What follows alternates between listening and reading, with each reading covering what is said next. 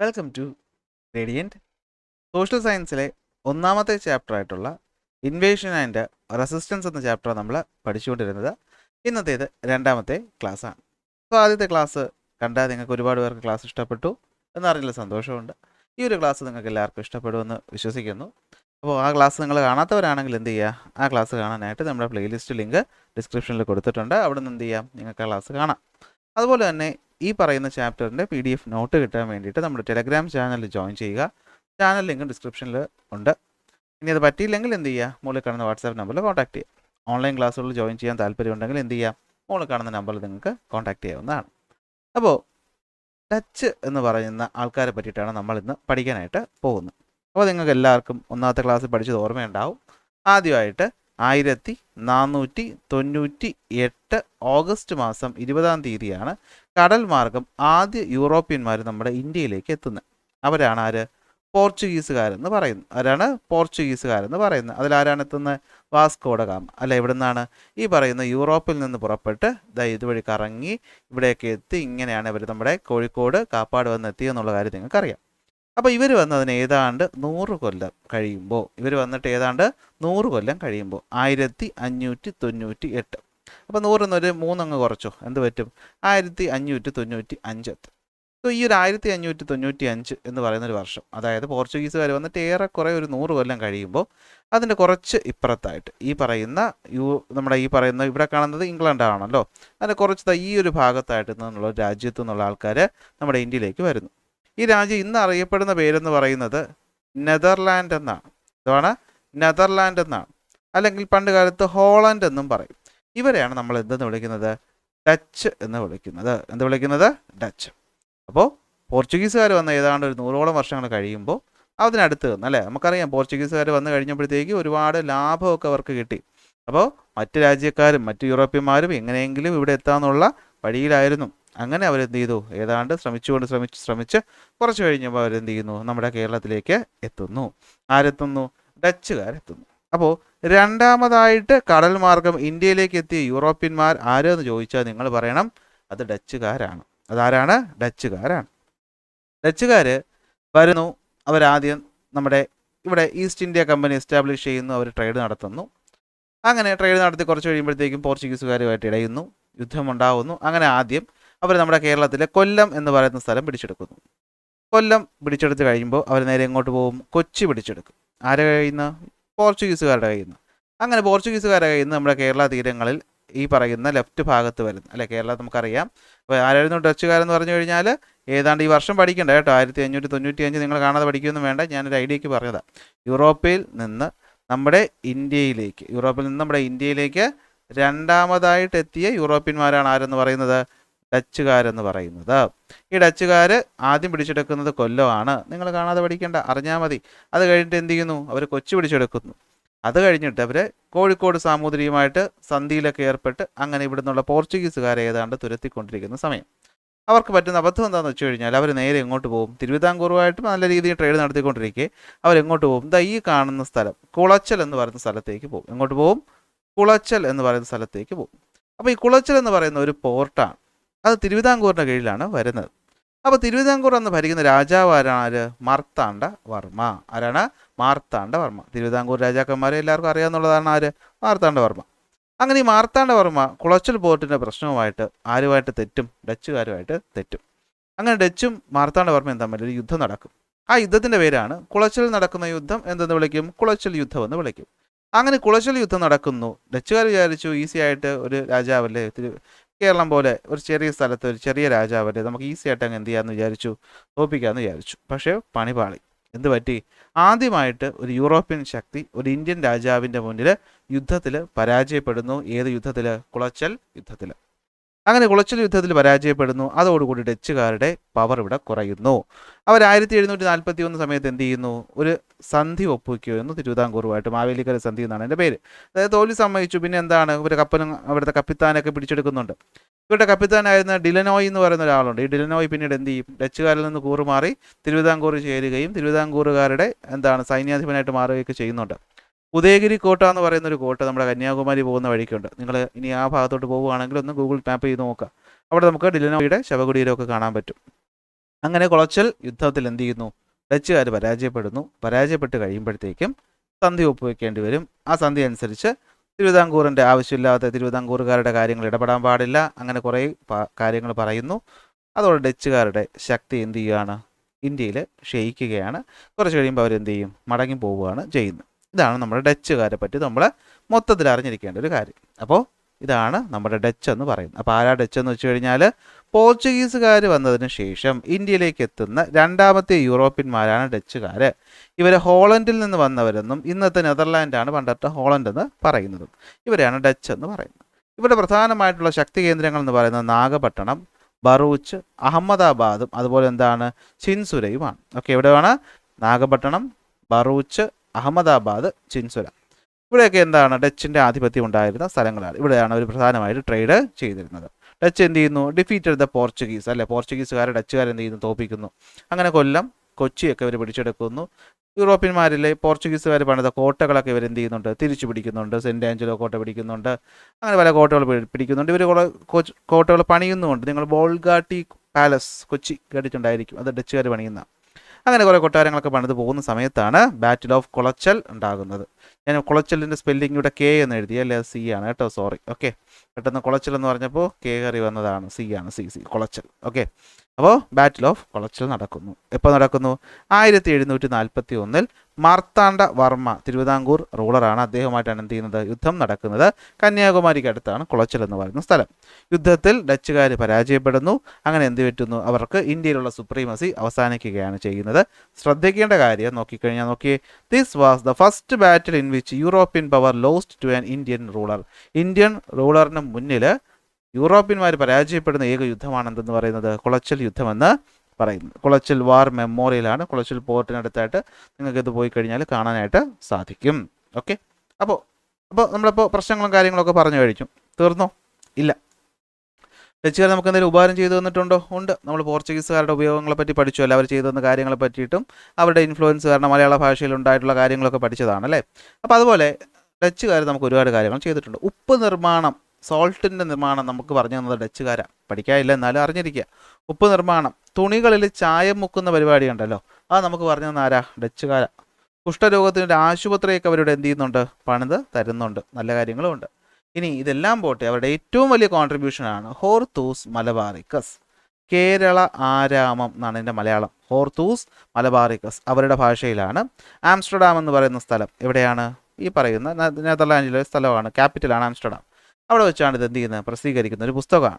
പ്രശ്നം എന്താണെന്ന് വെച്ച് കഴിഞ്ഞാൽ നോക്കിയേ, ഏതാണ്ട് 742 മരുന്ന് ചെടികളെ പറ്റിയിട്ട്, കേരളത്തിലുള്ള ഏതാണ്ട് 742 മരുന്ന് ചെടികളെ പറ്റിയിട്ടുള്ള വിവരങ്ങൾ അടങ്ങിയ ഒരു പുസ്തകമാണ് ഹോർത്തൂസ് മലബാറിക്കസ്. ഇത് നിർമ്മിക്കാൻ സഹായിച്ച അല്ലെങ്കിൽ മുൻകൈയെടുത്ത വ്യക്തിയാണ് ഹെൻറിക് വാൻ റീഡ്, അല്ലെങ്കിൽ നമ്മൾ അഡ്മിറൽ വാൻ റീഡ് എന്ന് പറയും. അദ്ദേഹമാണ് ഇത് എന്ത് ചെയ്യുന്നത്? സഹായിക്കുന്നത്. അപ്പോൾ ഇവിടെ സഹായിക്കണം, അല്ലെ, ഇവിടുത്തെ ബുക്കാണ് എഴുതുന്നത്. അപ്പോൾ അവർക്ക് ഇവിടുത്തെ ഭാഷയൊന്നും അറിയത്തില്ല. അപ്പോൾ ഇവിടുത്തെ മരുന്നുകളെ പറ്റിയിട്ടൊക്കെ ഇവർക്ക് പറഞ്ഞു കൊടുത്ത ആൾക്കാരുണ്ടല്ലോ, ഉണ്ട്. ആരാണ്? ഈ കാണുന്ന ഇട്ടി അച്യുതൻ എന്ന് പറയുന്നത് ഇന്നത്തെ ആലപ്പുഴ ഉണ്ടല്ലോ, ആലപ്പുഴയിലെ ചേർത്തല എന്ന് പറയുന്ന സ്ഥലത്ത് അന്ന് ജീവിച്ചിരുന്ന ഒരു വ്യക്തിയാണ് ആര്? ഇട്ടി അച്യുതൻ. അദ്ദേഹം ഒരു വൈദ്യനാണ്. അദ്ദേഹത്തിൻ്റെ സഹായത്തോടു കൂടിയാണ് നമ്മൾ ഈ പറയുന്ന മരുന്നുകളെ പറ്റിയിട്ടൊക്കെ ഇവർക്ക് ഡേറ്റ കിട്ടുന്നത്. നിങ്ങൾക്ക് ഈ പറയുന്ന സുജിത്ത് ഭക്തൻ എന്ന് പറയുന്ന ഒരു വ്ളോഗ് ചെയ്യുന്ന ആളറിയാവോ? ഇയാൾ പണ്ടൊരു വീഡിയോ പറഞ്ഞിട്ടുണ്ട്. ഇയാൾ എന്തോ ഒരു പ്രത്യേക വിഭാഗം ബ്രാഹ്മണരിൽ പെടുന്ന ഒരാളാണ്. ഓക്കെ, എൻ്റെ പേര് ഞാൻ മറന്നുപോയി. ഗൗഡ സംസ്കൃതം, അങ്ങനെ എന്തോ ഒരു പേര് പറയുന്നുണ്ട്. അതുപോലെ, അതായത് അദ്ദേഹത്തിൻ്റെയൊക്കെ പൂർവികരായിട്ട് വേണമെങ്കിൽ വരാവുന്ന ഒരാളാണ്. അപ്പുഭട്ട്, രംഗഭട്ട്, വിനായക ഭട്ട് എന്ന് പറയുന്ന ആൾക്കാർ അവിടുത്തെ ബ്രാഹ്മണരാണ്. ഒരു പ്രത്യേക ഗൗഡ സാരസ്രികോ അങ്ങനെ എന്തോ ആണ് ആ വാക്ക്. ആ ബ്രാഹ്മണരിൽപ്പെട്ട ആൾക്കാരാണ് ഈ പറയുന്ന അപ്പുഭട്ടും രംഗഭട്ടും വിനായക ഭട്ടും. അപ്പോൾ ഇവരും എന്ത് ചെയ്യുന്നുണ്ട്? ഈ പറയുന്ന പുസ്തകം നിർമ്മിക്കാനായിട്ട് സഹായിക്കുന്ന വ്യക്തികളാണ്. അപ്പോൾ എന്താണ്? കേരളത്തിലെ ഔഷധ ചെടികളെ പറ്റിയിട്ട് ഡച്ചുകാർ പുറത്തിറക്കിയ പുസ്തകത്തിൻ്റെ പേര് ഹോർത്തൂസ് മലബാറിക്കസ്. ഹോർത്തൂസ് മലബാറിക്കസ് എന്ന് പറയുന്ന പുസ്തകത്തിനകത്ത് 742ഓളം മരുന്നിനങ്ങളെപ്പറ്റി പറയുന്നുണ്ട്. ഇത് നിർമ്മിച്ചത് ഹെൻറിക് വാൻ റീഡ് അഥവാ അഡ്മിറൽ വാൻ റീഡ് ആകുന്നു. അദ്ദേഹം ഒരു ഡച്ച് ഗവർണറാണ്. ഇദ്ദേഹത്തെ സഹായിച്ച വൈദ്യനാണ് ഇട്ടി അച്യുതൻ. ഇദ്ദേഹത്തെ സഹായിച്ച മറ്റു വ്യക്തികളാണ് അപ്പുഭട്ട്, രംഗഭട്ട്, വിനായക ഭട്ട്. ഇതല്ലാതെ 1-2 കാർമൽ പുരോഹിതന്മാരുടെ പേരുമൊക്കെ വരുന്നുണ്ട്. നമുക്കുള്ള കാര്യങ്ങൾ മാത്രം പഠിച്ചാൽ മതി.